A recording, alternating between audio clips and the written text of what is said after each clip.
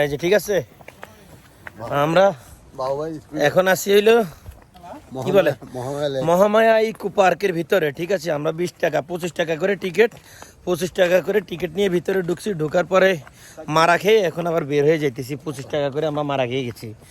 গায়স গাড়ি পার্কিংয়ে 200 টাকা, ওটাও মারা খেয়ে গেছি। যাই হোক, ভিতরে অসম্ভব সুন্দর জায়গা, সবাই আসবেন। 200 টাকা করে পার্কিংয়ে মারা খাবেন আর 25 টাকা করে এখানে মারা খাবেন। ভিতরে দেখার মতো কিছু নেই, শুধুমাত্র ওই যে আমাদের বাড়ির পিছনে গড় আছে, গড়ের মধ্যে কিছু ঘাস আছে আর হেনা আছে, এটা এছাড়া আর দেখার মতো তেমন কিছু নেই। গাইস, যারা একবার আসবে তারা দ্বিতীয়বার আসার কোনো সম্ভাবনাই আমি নাই দেখতেছি না।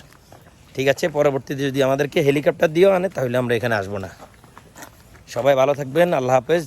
বিশাল বিশাল গাছ দেখতে পাবেন, শুধু ঝাউবন।